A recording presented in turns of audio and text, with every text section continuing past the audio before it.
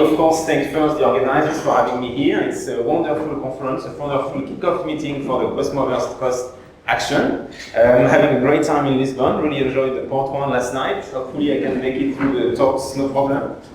Yes, so I've been asked to review the status of early dark energy, and I decided to call it, after the review that we put on the archive a few months ago, the ups and downs of early dark energy, because as you will see there is good things and bad things, and I'd like to give you an overview of where we are and where we're going with this sort of models. So first, let me start by saying this is, I guess, why we are here today. Yesterday was maybe more about observational aspects, some theory talks as well, but more about observational aspects, and today I think we'll hear more about how we can explain this H0 and S8 tension. And of course, this is the underlying points within my talk is, can early dark energy explain the H0 and S8 tension? And to follow this bumpy road, essentially I'm going to show you and explain why we believe early dark energy could explain H0. I'll enter into some details regarding the effect of how the data fare versus EDE, the role of prior, etc. Then I'll talk about this new dataset that may favor early dark energy, and then I'll come to what I will call the bad points that have to do with whether early dark energy can explain S8, and you probably know that the answer, unfortunately, will be no. But we will see that towards the end, or I'll try to lay out what could be done in order to explain S8 with ED, sort of the outline of the talk. So to start the talk, let me go back to some of the very basics as to, and sort of the motivation behind why we would like to do something like early dark energy. And everything has to do with the baryonic acoustic oscillation, that is a standard ruler in the sky.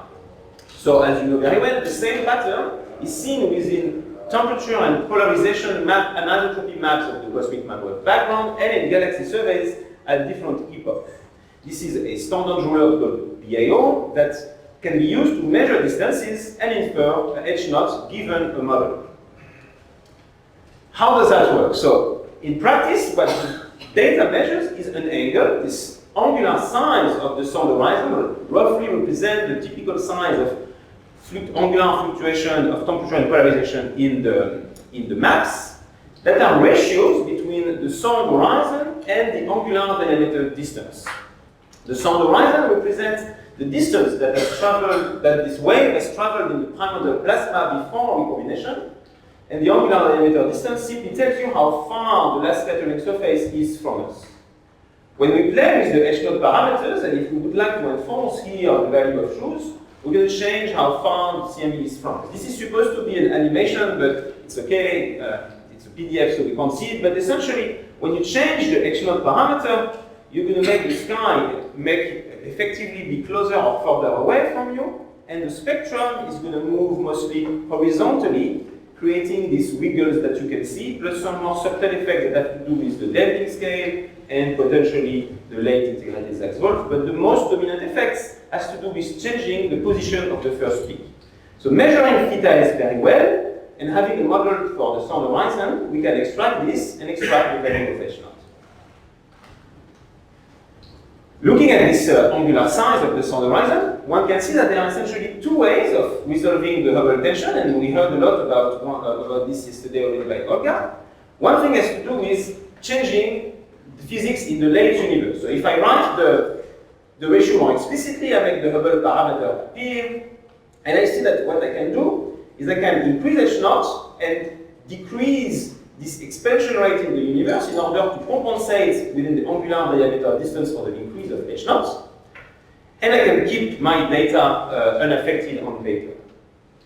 The alternative to that is to say the intrinsic size of the calibrator is different. I increase H0, and now what I have to do is to change this intrinsic size of the sound horizon. These are, broadly speaking, these two classes of models, and I'm sure we're going to hear more about it again today. I would like to make an argument here that I'm sure many people would disagree or discuss, and that's why it's interesting to be here, but I want to argue that these late-time solutions tend to be disfavored because of the presence of baryonic acoustic oscillation data at late times.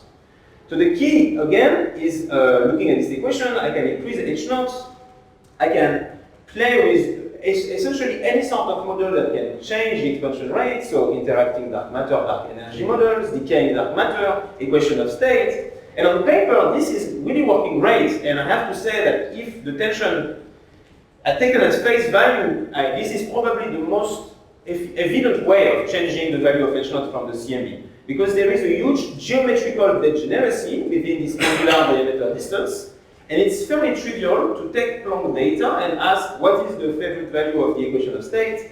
Maybe you're not happy because the equation of state is less than -1, but this degeneracy exists, and it's fairly easy to get Planck to be in agreement with shoes. So there is no strong tension between Planck and shoes. It's not true. The real tension comes because we have additional data at late time that would break changes or would constrain any change in the shape of this expansion history. Baryonic acoustic oscillation, and also uncalibrated supernovae.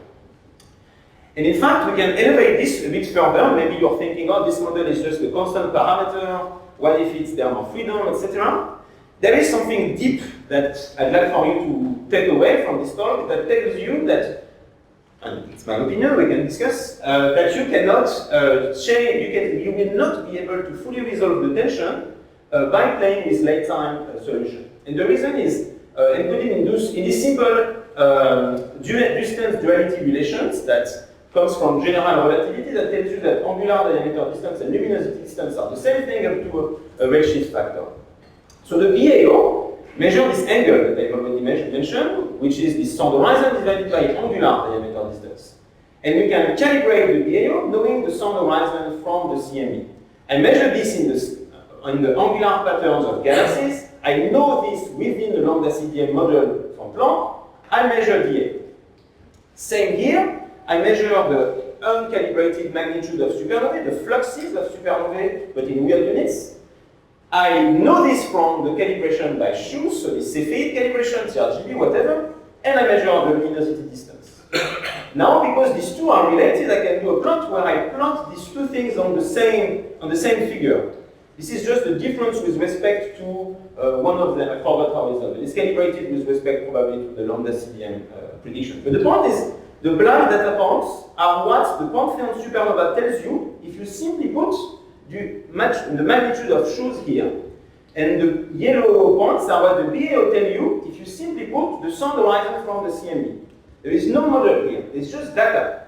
And you can see that they disagree.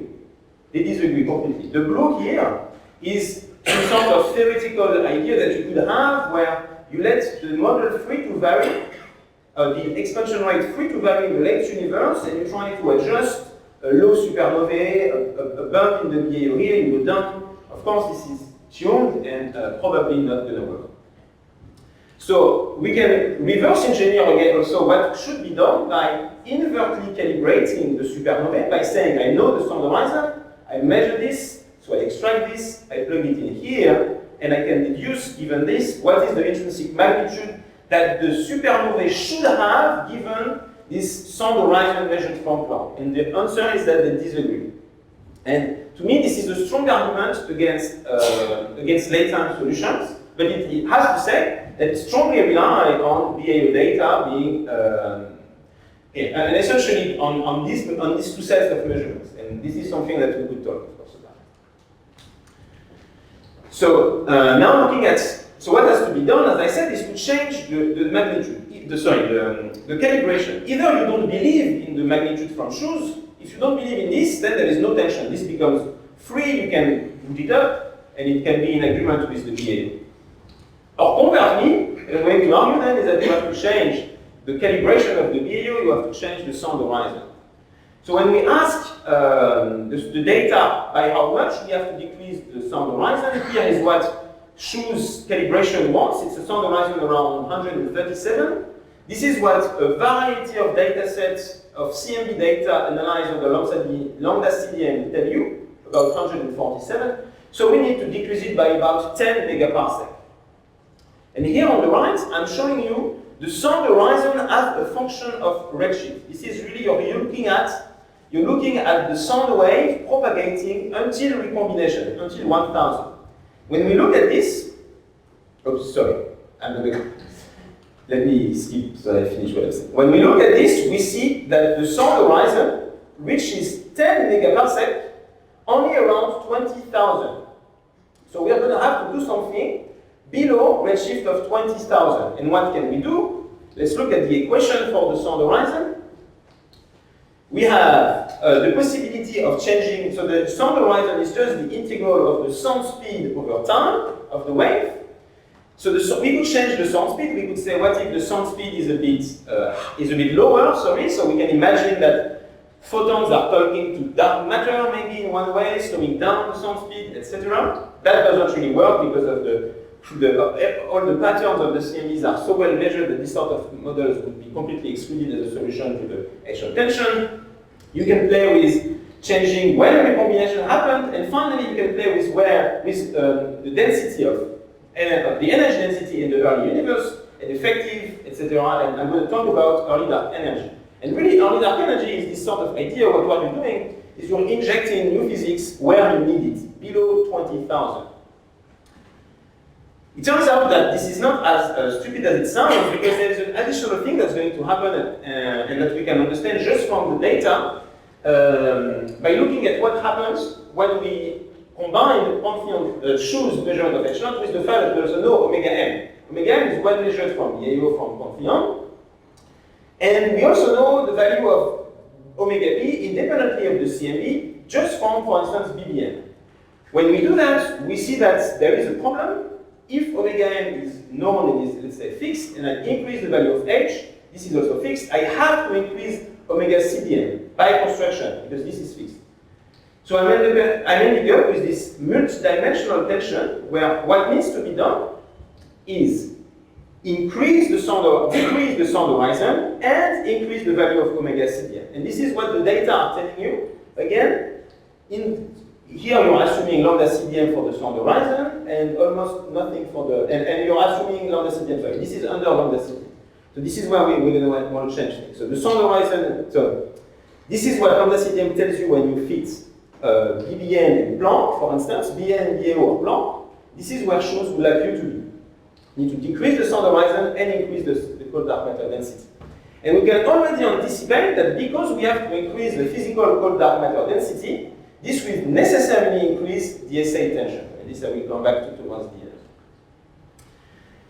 So now going back to the main topic of this talk, and there are nowadays a lot of attention and work around building models of early dark energy, and this has been nicely reviewed by Mark and Adam, and by our own review here.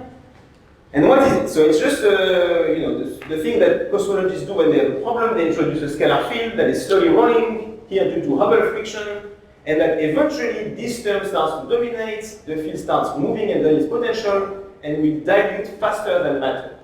And the potential, many potentials have been studied. The one that we started with is this oscillating potential, axion-like, but there's more clever people have done things that new theory or better theoretically motivated, if you want. But essentially, they all look like this in the phenomenology. You have effectively free parameters. You have the energy density of early dark energy, and usually we represent it as the fraction at the maximum. The maximum is this critical redshift ZC, below which the field starts to move and the energy density starts to dilute. Then you have the equation of states. Here this n is the same as the n that is here. That's why we use this parametrization, but you have similar things in other models.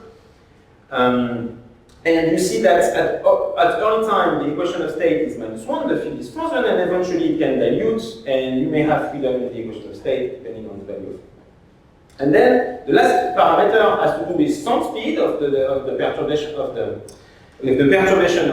early dark energy fluid. And this is a bit more complicated to connect. For instance, in this model, there would be constraints on the initial field value coming from the sound speed as we use. So this is the status of EDE solution in light of this combination of data, which to me are somewhat canonical datasets, Planck plus BAO, Pantheon, and Schulze. And the claim in which we say, the reason we say early dark energy can resolve the tension is really because it can give a good fit to this compilation of data and lead to a strong preference over lambda CDM when you start doing some Bayesian or delta chi-square analysis.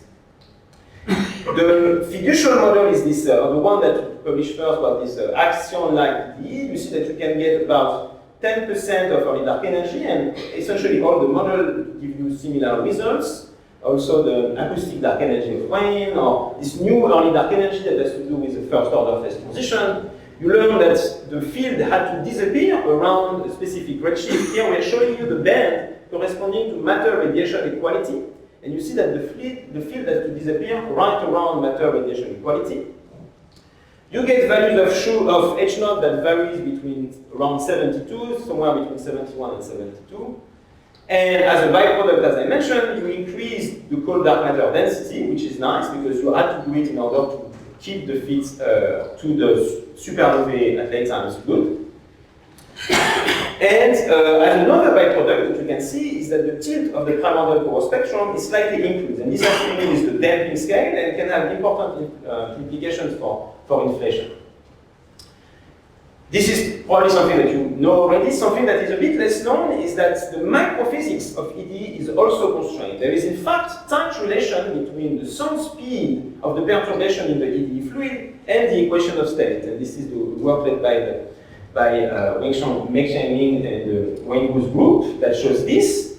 And in the action-like EDE case, what you have that is coming from similar physical reasons is a constraint on the initial field value. And more precisely, it's a constraint on the shape of the potential around the initial field value, because this is where most of the energy, this is when when EDE contributes the most to the energy density, right around the top of the potential. And you see that there is a constraint on the shape of the potential, fairly similar to what happens for inflation, for instance.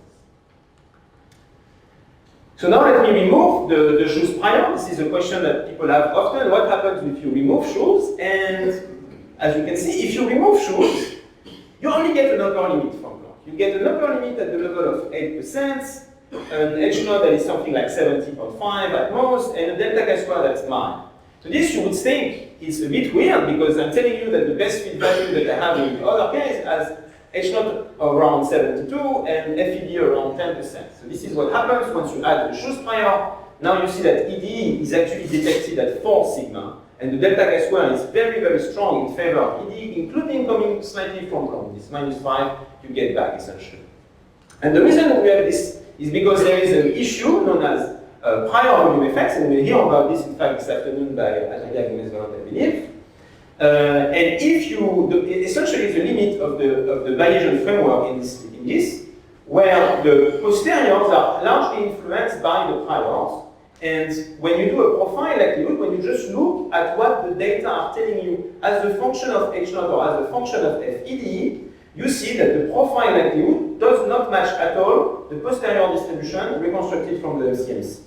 So this means that there is something there is essentially not enough constraining power in the Planck data themselves to constrain EDE in the Bayesian framework alone. And in fact, when you do the frequentist analysis, you see this about 2.5 sigma preference for Planck. So this is in fact expected when we do, here I'm showing you the residual of the EDE best fit model, including shoes, to the data. You see these small residuals, and the question is, can the data constrain essentially this small residual?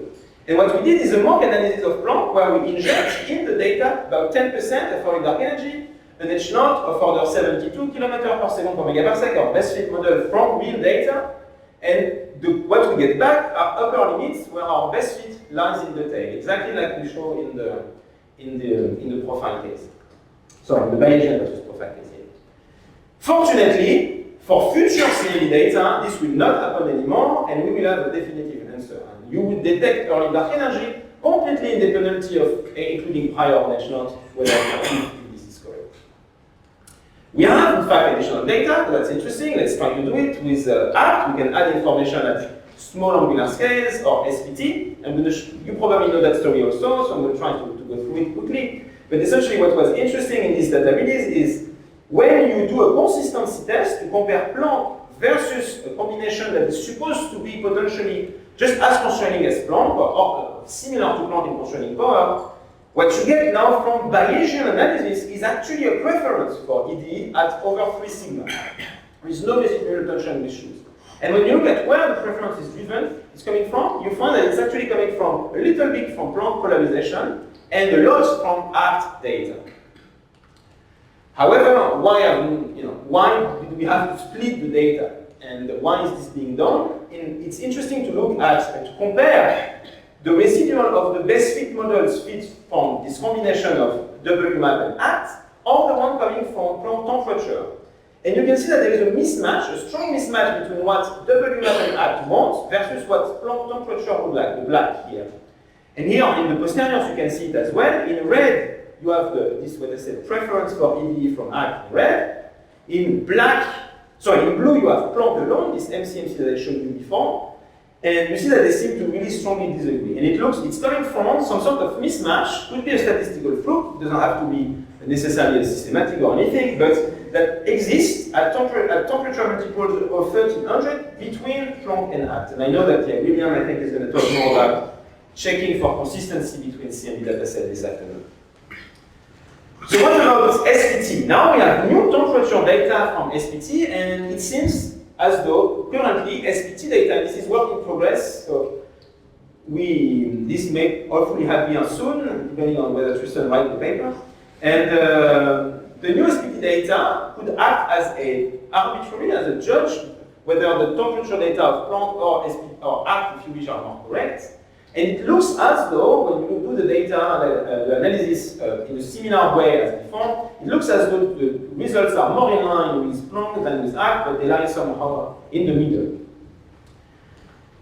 Something that I want to point out also that we are sort of finding now, and it starts talking of small flukes, so it could be nothing, but it's, I think, interesting to keep in mind, is the fact that when you look at temperature and polarization independently, the data tell you something very different from their full combination. Polarization of Planck, polarization of SPT in red and in ACT in red also, they all in fact favor early dark energy. Temperature, they give you only weak upper limit in black. This one is fairly weak, compatible with 0, and this one is also fairly weak. And when you combine polarization and temperature together, you get much stronger constraint in the blue case for Planck, and here also for SPT. For ACT, this is the preference domain. So this is something that has to be understood, and I don't want to put too much, trying to sell it too much. It could just be statistical fluke, but it's interesting to keep in mind that there is some interplay that is not trivial when you combine TT and TE compared to what naively you would expect. So let us now move to so this was to me, let's now move to really the challenges and what we're trying to learn from EDE beyond just fitting this value of H0. Let's look again at the cluster distribution. I've mentioned that the field becomes dynamical right around mature radiation equality, and this very much resembles the why now problem in what's called the what was called by this guy as the why then problem, and trying to and there's interesting model building effort to try to dynamically trigger the transition, essentially dropping a parameter. You would get rid of this critical redshift, and you just dynamically trigger the transition around matter radiation equality, because either neutrinos are becoming non-relativistic or dark matter start dominating the energy density in the universe. So that's interesting work in progress. The other thing that you all know about is EDE cosmology has a higher omega CDM, and I try to argue that it's very generic to resolving the Hubble tension and also larger NS because of damping issues, and this may be in tension with galaxy clustering and wave lensing, and I'm going to comment on this in a minute. And finally, something that is a bit less discussed when we've heard a talk in the morning yesterday, the first talk of the morning, has to do with the age of the universe. And if we take this value of H0 at face value, and if the solution has to do with something changing the universe, which I actually believe fairly strongly, then you will inherit a degeneracy with the age of the universe, whereby it's almost inevitable, unless you also change the late universe, which is not impossible to imagine, have two things at once. You will have to live in a universe that is much younger than with what you predict from H0 of 67. The values is around 13.2, and even though this is from EDE, keep in mind, this is very generic to any model that just changed the sun horizon. So that's also putting pressure in principle on these models. If we can measure very accurately the age of the universe, we could rule out this sort of models. So let me briefly comment on the analysis of early dark energy with galaxy clustering and this effective field theory analysis of Bose data. And let me show you that EDE indeed predicts, as we can expect, an increase in power at small scales. This is the residual of the linear matter power spectrum. This is the absolute compared to lambda CDM. And you can see indeed the increase of power at small scales in the EDE model, which means that S8 is going to increase, very good, and we can use the galaxy clustering measurement in principle to constrain this. It turns out that when you do the analysis either in a frequentist approach or in a Bayesian, unless you get rid, in the frequentist approach you see it independently of including shoes, but you can see very well, you can't see very well I guess because they overlap, but the orange versus the red is the analysis that includes this EFT analysis of Bose data, and they just have currently no constraints on early dark energy. And the blue is what you have just from EFT Bose. So essentially no constraints from EFT Bose currently. It does not mean that there is no signature. There is certainly a strong signature that can be looked for in this data or future data, and also in S8, of course. And I want to make it very clear, if it wasn't, early dark energy cannot resolve the S8 tension by itself. These canonical models that just inject energy, they will all, whether early dark energy is effective or something else, they will all increase the value of S8 by construction. It's interesting to mention, I just want, and I guess we'll hear about this, that the S8 tension was recent, I'm calling it the S8 tension updated, but it was an updated analysis, and I'm very excited to hear about it, with tension now a little weaker, and one has to say that it could also be that this tension, this is to say, you know, oh, what if tension is just a statistical fluke, blah, blah, blah. I mean, I'm not trying to protect anything, I'm just saying there are things to be understood, and it's not fully clear yet that the S8 tension is not just a statistical fluke or the impact of baryons, and we're going to hear about this with Marie. But let me now take it seriously, the S8 tension exists. How do we resolve the S8 tension? Let's look at how sigma 8 is being computed. So here you have the matter power spectrum, and overlap on it, you have the kernel of integration, roughly, matching the sigma 8 scales. And what I need to say is, and what we do is we feed the CMB at 1100, and we predict the linear matter power spectrum, we integrate over this band, and we compute the value of sigma 8. It's a derived parameters. How can we change things? There is two ways. When we look at the redshift versus scales diagram, we see that we calibrate our models from this data. So it means that on paper, we could either change late time evolution, what is the transfer function of dark matter is different than lambda CDM, but we have to be aware that there is CMB lensing, that I'm in good agreement with Planck, so this has to happen in fact below redshift 0.5, or you can do it at small scales, on very small scales where the CMB lose support. These are the two ways you can imagine solving the tension, and this can be done, so if you want to suppress power, it has to be below something like 0.2 H over megaparsecs to leave the CMB and the CMB lensing unaffected, or you have to change late time evolution below 0.5. There are lots of ideas along these lines. You can imagine that there are a little bit of an ultralight actions. I've played myself with model of decaying dark matter with Theo Simon, a postdoc, my PhD, sorry. And he's just as good as a postdoc, so yes. And there are models of interacting dark matter and dark radiation, models of interacting dark matter, dark energy, tons and tons of ideas, because essentially all we have is an integrated constraint on this sigma 8 parameter. So if you look now as a function of, this is a bit of a complicated plot that I stole from Tristan, showing you the modes as they enter the horizon, the modes that counts for sigma 8, the redshift at which they enter the horizon compared to the sun horizon. And what is interesting is that this gives us hope that we can resolve H0 and S8 with the same mechanism. We see, and the reason is that the modes that cares for sigma 8 enter the horizon or either before or around the sun horizon starts growing. So it means that if you do something to the universe around here, you're going to be affecting these modes as well. So this is interesting because it means we have potentially a handle to resolve both tensions at the same time. And this is work in progress. It's also, and I wanted to add a citation, sorry, Wayne, who also has some connection in this group, I've done some work in that direction, but this is a simpler framework that I think to understand here. It's just a phenomenological drag, similar, I think, to what very similar to what Olga was discussing yesterday, but here only appearing at the level of the bulk velocity of the earlier equation between dark matter and early dark energy here. And if the two species were to talk to each other, you would be able to suppress the growth of matter and trivially solve the SA tension. So the real question behind is, can we model this through some sort of scalar field coupled to dark matter, where you make the form velocity of dark matter and the gradient of the scalar field talk to each other, essentially. And this is there's nice papers on this, and it's really, this is why it's interesting, because all of the things related to interacting dark matter, dark energy, you can reuse them, but changing the potential such that the effect happens in the early universe as opposed to happening in the late universe. And there is also potential connection with this idea of triggering the rolling of the bethe field, for instance, discussed in this paper by Vivian.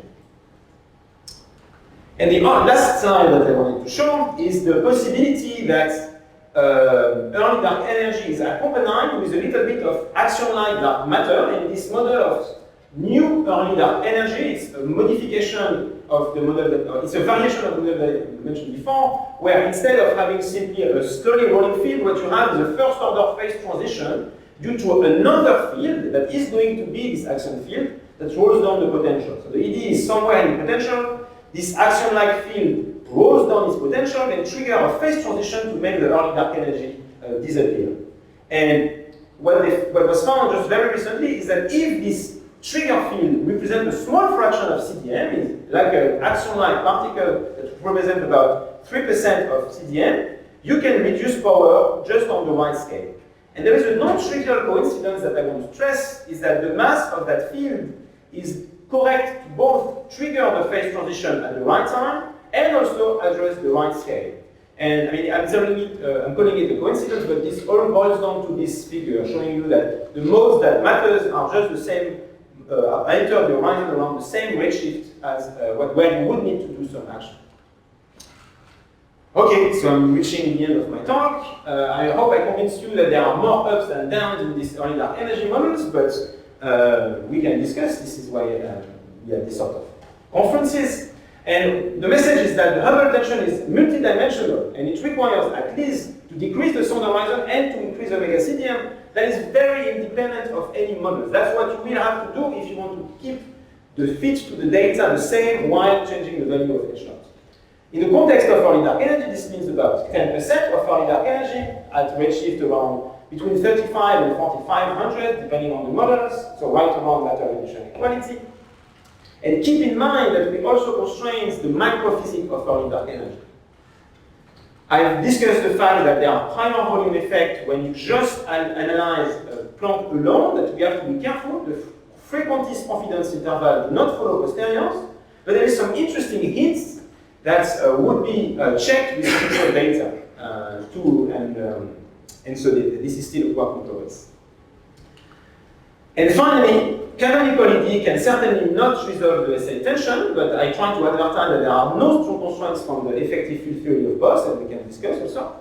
And there are some ideas to extend the model to reduce the growth of dark matter perturbation, trigger maybe the field disappearance, and potentially solve SA at the same time. And if you don't like all my jibber jabber, don't worry, future CMB data will be able to detect or exclude this sort of numbers. Thank you.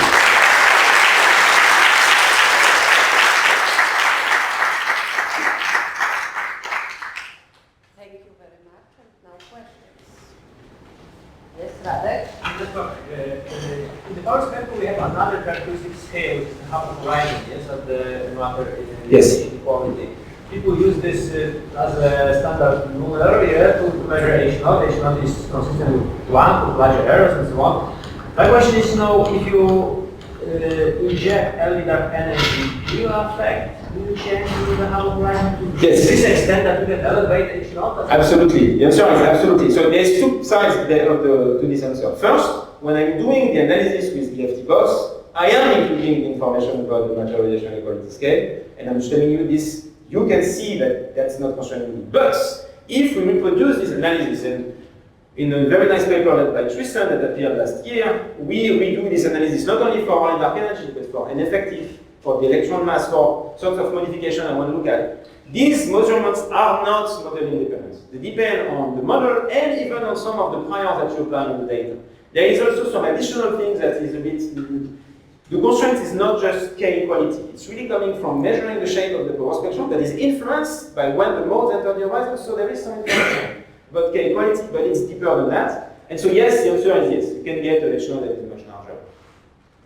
And even with, by the way, ACT lensing, we have a paper ongoing. We do the same with ACT lensing. It's even worse because it's an integrated effect of a matter power spectrum, so you even lose. So there is no strong constraint from this sort of models on dark energy and effective also. There are strong constraints on the electron mass, on this model that change the recombination scale, I should say. These are constraints, yes. More questions? No, you said that the effect on the procedures. Can you use the... No, in this model you don't expect. So in fact, it's a good point. You can't change, for instance, if there were some differences in omega B between Planck and BBN, which there are maybe, maybe not. For instance, ED would not do anything. In fact, I think it even makes omega B slightly going in the wrong direction towards this potential small fluke between BBN and ED. Because it's really, in this simple model, it's unexistent before redshift of 20,000 because it's completely subdominant. In more complex models, where you start maybe thinking of many fields, why not? But it's just this simple case, there is no effect on BBN. Next question, please. How small should be at the Vivian video? Sorry? How small should be the theoretical component? That's a good question. How small? I don't know. We could check. We could check how small. But I'm guessing it's going to be a few percent. And I'm claiming that ED at BBN we can go back, but it's going to be completely different. Realize that at that time the data divide minor became a solid that. That's what I mean. So if we look at the yeah. Sorry. So in the simple model that I'm showing, the field is frozen. The Hubble friction, the Hubble parameter is very large at the time of BBN.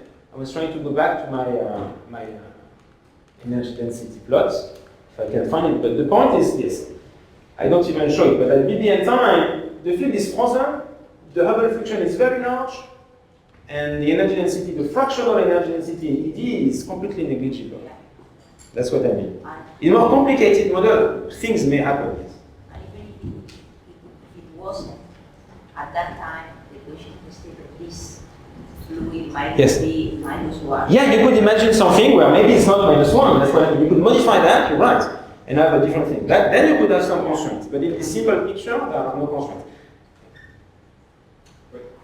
It's just a template. So if you take away all the priors, right, where do you think the strongest evidence is for ED? Is it an ACT or where is it? Like of all the stuff you presented. There is no strong, I don't think that, the simple answer is, we look at CMB data ACT and it looks like it's showing up, but again, the game here is to try, and this is what I was trying to say. What we're trying to do is find with some sort of time model whether we can adjust this value of H0.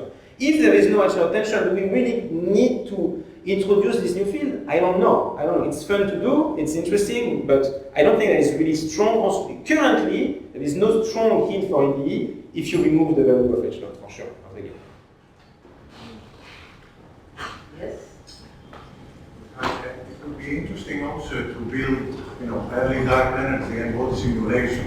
Yes. In order to study,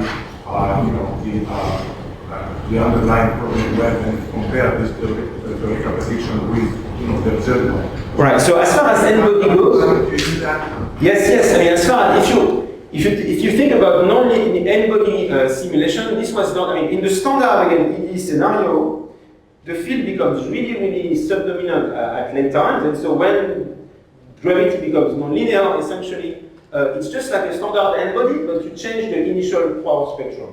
And so this was done. But there are additional features, and for instance, there is a paper by Tristan about the fact that in some models you can have resonance that leads to some weird bump in the power spectrum that can have additional effects. So you can solve Schrödinger Poisson equations like this, but this is really a subcategory of models. In these simple models, all you have to do is really just change the initial matter power spectrum and run your n-body, and this was done. Any more? Last question? So at the end you said that CMB stage 4, Yes. is probably gonna be able to tell if there is. Oh, I'm saying it's going to be. I'm saying CMB stage 4. I could have said Simons. It's going to be. I'm not saying probably. I mean probably in the sense that they have to achieve whatever precision they claim.